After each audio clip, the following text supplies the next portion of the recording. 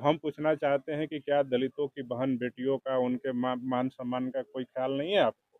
जो अपराधी था, जो दुष्कर्मी था, वो बिहार के सबसे बेस्ट अस्पताल में उसका इलाज चल रहा है, और जो पीड़िता है उसका इलाज सदर अस्पताल, जिला अस्पताल में चल रहा है। इससे दिखा रहा है कि बिहार की सरकार बलात्कारियों के समर्थन में है कि पीड़िताओं के समर्थन में है। तो मैं जिले के एसपी साहब को कह देना चाहता हूँ कि एसपी साहब, आपके कार्यालय में भीम आर्मी ताला बंद कर देगी, और यहाँ पे जिला में फिर जो व्यवस्था बनेगी आप उसको संभाल नहीं पाइएगा। अभी भी खौफ है, अभी भी लोगों को डराया जा रहा है। कि हम स्वाभिमानी लोग हैं, अगर हमारे समाज को डराने का कोई भी प्रयास कर, कोई भी ताकत प्रयास करेगी, तो हम सब लोग, मैं कह देना चाहता हूँ, भीम आर्मी का डंडा झंडा इतना मजबूत है कि इतिहास नहीं, भूगोल बदल दिया जाएगा। अभी सीतामढ़ी में मौजूद हूँ, सीतामढ़ी के सदर अस्पताल में मौजूद हूँ, और यहाँ पे भीम आर्मी प्रदेश अध्यक्ष अमर ज्योति का आना हुआ है। आने का मुख्य कारण ये है कि कुछ दिन पहले 10 वर्षीय युवती के साथ एक दुष्कर्म का मामला आया सामने। उसी मामला को लेकर अमर ज्योति, जो भीम आर्मी के प्रदेश अध्यक्ष, वो आए हैं पीड़ित परिवार से मिलने। अंदर गए हैं, बाहर आते हैं तो क्या बात होती है? देखिए, 12 तारीख की घटना है।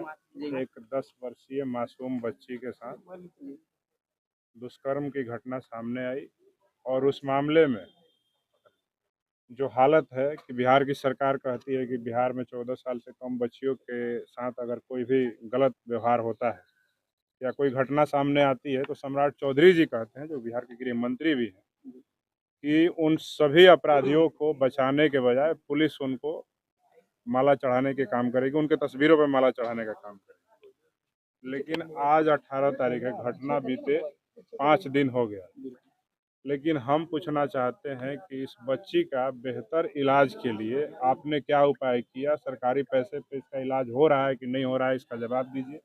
दूसरी बात, जो अपराधी था, जो दुष्कर्मी था, वो बिहार के सबसे बेस्ट अस्पताल में उसका इलाज चल रहा है, और जो पीड़िता है उसका इलाज सदर अस्पताल, जिला अस्पताल में चल रहा है। इससे दिखा रहा है कि बिहार की सरकार बलात्कारियों के समर्थन में है कि पीड़िताओं के समर्थन में है। तो हमारा बिहार के मुख्यमंत्री श्री सम्राट चौधरी जी से एकमात्र मांग है कि इस परिवार को सबसे पहले तो सुरक्षा मुहैया कराया जाए, क्योंकि घटना के तुरंत बाद जैसे ही पता लगा कि अपराधी को पुलिस ने एनकाउंटर किया है, तो इनके घर पे चढ़ करके उनकी जाति और परिवार के लोगों ने हमला किया, आग लगाया, कई लोगों के साथ मारपीट किया। वहां पर अनुसूचित जाति पासवान समाज के लोगों को मार करके, डरा करके भगाने का काम किया। तो हम पूछना चाहते हैं, यानी सर जाति के ऊपर धमकाया जा रहा है। बिल्कुल 5 दिन 6 दिन हो गया, अनुसूचित जाति, हम तो कहेंगे सम्राट चौधरी जी से, अगर यही कोई मामला मुख्यमंत्री जी के जाति के लोगों पे होता, यही कोई मामला बिहार के जो सवर्ण जाति के लोग हैं उन पे होता, तो वो अपराधी अब तक मौत की नींद सो चुका होता, वो उसका इलाज नहीं चल रहा होता। तो हम पूछना चाहते हैं कि क्या दलितों की बहन बेटियों का, उनके मान सम्मान का कोई ख्याल नहीं है आपको? सिर्फ सवर्ण होंगे तभी उनका एनकाउंटर में जान लिया जाएगा, दलित होंगे तो उनको इलाज कराया जाएगा, ये कहाँ का न्याय है? तो हम सीधे सम्राट चौधरी जी से कहना चाहते हैं कि बिहार के दलितों को कमजोर नहीं समझें, इनकी रक्षा सुरक्षा के लिए भीम आर्मी मजबूती से इनके साथ खड़ा है। अगर इस पीड़ित परिवार को आज के बाद, मैं जिले के एसपी साहब को भी कह देना चाहता हूं कि अगर आज के बाद इस पीड़िता को या पीड़िता के परिवार को या उस गांव के लोगों को अगर किसी को भी डराने का, धमकाने का या किसी तरह का उनके ऊपर दबाव का मामला या अत्याचार का मामला सामने आता है, तो मैं जिले के एसपी साहब को कह देना चाहता हूं कि एसपी साहब, आपके कार्यालय में भीम आर्मी ताला बंद कर देगी, और यहाँ पे जिला में फिर जो व्यवस्था बनेगी आप उसको संभाल नहीं पाइएगा। बच्ची का स्थिति अभी कैसा है? अभी तो मेरी बच्ची से गए हैं, मुलाकात के, परिवार के लोगों से बात हुई है, बच्ची की हालत स्थिर है, लेकिन उसको बेहतर इलाज के लिए, उसका आगे के जीवन को बेहतर करने के लिए पुनर्वास की जो योजना है, SC/ST अत्याचार निवारण अधिनियम में जो योजनाएं है, उस सारी योजनाओं का लाभ डीएम साहब के माध्यम से इस पीड़िता को और उसके परिवार को मिलना चाहिए, ताकि एक बेहतर और नई जिंदगी शुरुआत कर सके। क्योंकि समाज के मुख्य धारा में इसको आने में कई वर्ष लग जाएंगे, और इसको सामान्य जीवन जीने में भी बहुत सारी कठिनाइयों का सामना करना पड़ेगा। इसलिए बिहार की सरकार से, जिले के जिला प्रशासन के डीएम साहब से मेरा मांग है कि तमाम जो प्रावधान है सामाजिक सुरक्षा के लिए और इस नाबालिग बच्ची के बेहतरी के लिए, उसके शिक्षा के लिए, उसके बेहतर भविष्य के लिए, तमाम चीज़ों के लिए उन योजनाओं का लाभ इसको अविलंब देना चाहिए। सर शुक्रिया सर पीड़ित का एक आरोप है दोनों पक्ष के तरफ से 1-1 लाख रुपया का बॉन्ड पेपर भरवाया गया है सर। देखिए, हम को अभी तक मेरे संज्ञान में नहीं आया है, लेकिन अगर पुलिस पीड़ित परिवार के लोगों के द्वारा ही अगर कोई बॉन्ड भरवाती है या उनको डराने का धमकाने का कोई कागजी कार्रवाई करती है, दोनों पक्ष का अब जो भी हो दोनों पक्ष से, तो हम यही कहना चाहते हैं कि वहाँ की स्थिति को सामान्य करने का प्रशासन प्रयास करे, ठीक है। लेकिन ये जो बॉन्ड वाला काम है, ये कतई बर्दाश्त नहीं किया जाएगा। हम सभी लोग ऑलरेडी हमारे मासूम बच्ची के साथ इस तरह का व्यवहार किया गया है, दुष्कर्म किया गया है, और ऊपर से हमारे ही लोगों को कोई बंद पत्र बनाएगा तो हम कह देना चाहते हैं कि हम स्वाभिमानी लोग हैं। अगर हमारे समाज को डराने का कोई भी ताकत प्रयास करेगी तो हम सब लोग, मैं कह देना चाहता हूं, भीम आर्मी का डंडा झंडा इतना मजबूत है कि इतिहास नहीं भूगोल बदल दिया जाएगा। अपने मान सम्मान की रक्षा के लिए किसी भी ताकत से टकराने के लिए हम लोग तैयार हैं। सर एक सवाल और है, सीतामढ़ी जिले में खासतौर पर दलित समाज पे बहुत ही अत्याचार हो रहा है। पिछले 1 साल में देखा जाए कई मामले सामने आए हैं। देखिए जो भी मामले सामने आए हैं 1 साल के अंदर, वो आप सबको पता है कि बिहार में कहा जाता है कि सुशासन की सरकार है।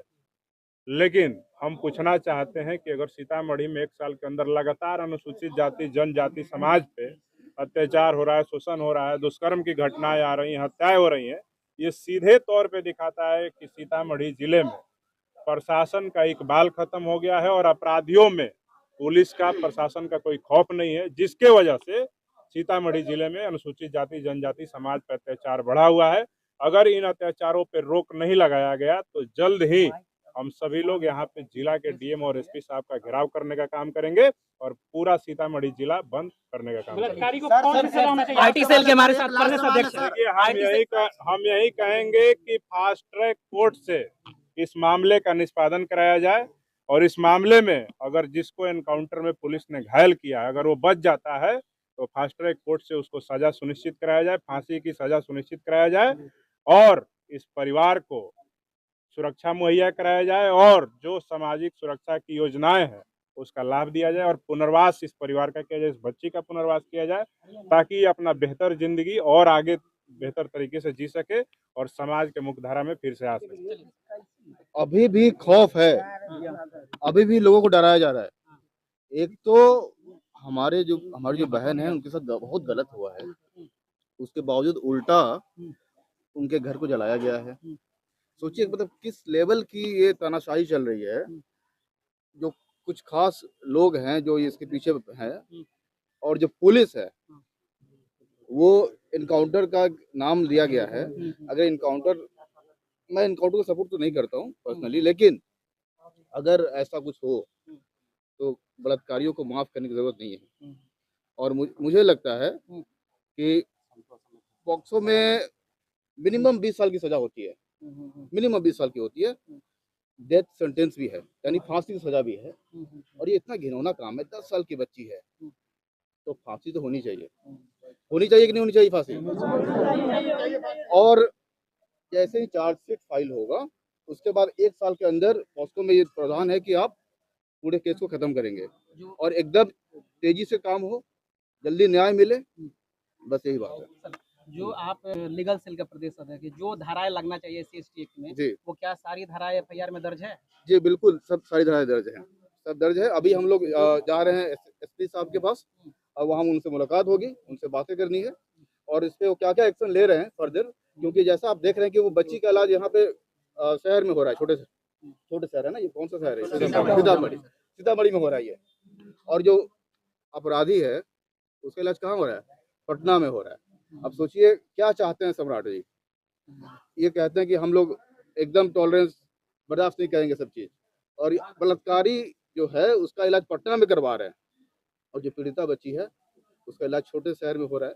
हालांकि इसकी स्थिति अभी स्टेबल है, बट हम यही चाहेंगे कि इसकी इलाज अच्छी से अच्छी जगह की जाए, और जो प्रावधान है जिसके तहत जो राशियां मिलती हैं, क्योंकि एक बार किसी भी माता बहन या बेटी पे कुछ भी गलत हो जाता है तो उसको पुनर्वास करने में काफ़ी समय लग जाती है, काफ़ी मुश्किल होता है। जनरली हम लोग कोर्ट में ऐसा देखते हैं। तो जो मैक्सिमम मुझे लगता है 7 लाख तक की राशि है, वो इसे मिलनी चाहिए और इसका प्रयास किया जाना चाहिए।